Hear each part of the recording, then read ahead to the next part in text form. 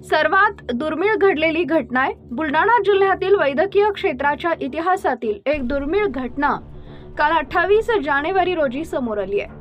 एका गर्भवती महिलेच्या पोटात बाळ आणि त्या बाळाच्या पोटातही बाळ असल्याची अतिशय दुर्मिळ घटना समोर आली आहे। जगाच्या वैद्यकीय क्षेत्रातील इतिहासात आतापर्यंत 200 तर देशात 9 ते 10 अशा घटना समोर आल्याच्या नोंदी आहेत। बुलढाणामधील जिल्हा महिला रुग्णालयात काल 28 जानेवारी रोजी दुपारी 32 वर्षीय गर्भवती महिला आपल्या नियमित तपासणीसाठी रुग्णालयात आली।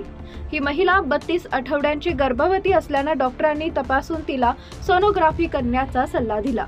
स्त्री रुग्णालयातील सोनोग्राफी विभागात ही महिला सोनोग्राफीसाठी गेल्यानंतर कर्तव्यावर असलेल्या डॉक्टरांनी तिला तपासल्यानंतर त्यांना धक्काच बसला।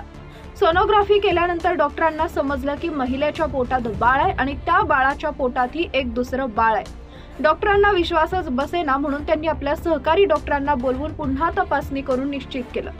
महिलेची तपासणी केल्यानंतर महिलेच्या पोटातील बाळाच्या पोटातही बाळ असल्याचं समोर आल्यानं या परिस्थितीला फिट्स इन फिटो असं वैद्यकीय भाषेत म्हटलं जातं।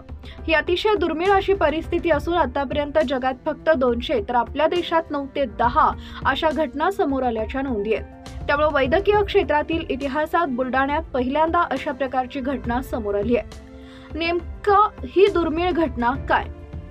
गर्भवती महिलेच्या पोटात असलेल्या बाळाच्या पोटातही एक बाळासारखाच गोळा दिसतो, याला फिट्स इन फेटो असं म्हटलं जातं।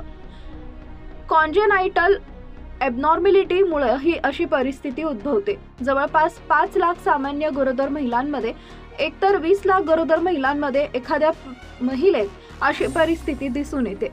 अशा वेळेस प्रसूतीनंतर ज्यावेळी बाळाच्या पोटातील बाळाचा त्रास होतो त्यावेळी शस्त्रक्रिया करून त्या बाळाच्या पोटातील बाळ काढून घेतलं जातं। बुलढाणा जिल्ह्याच्या वैद्यकीय क्षेत्रातील इतिहासात पहिल्यांदाच अशा प्रकारची घटना समोर आली आहे। दरम्यान बुलढाण्यात या महिलेची प्रसूती झाल्यानंतर होणाऱ्या बाळावर शस्त्रक्रिया करण्यासाठी सुविधा नसल्यानं या महिलेला छत्रपती संभाजीनगर येथील सर्व सुविधायुक्त अशा रुग्णालयात पाठवण्यात आलंय।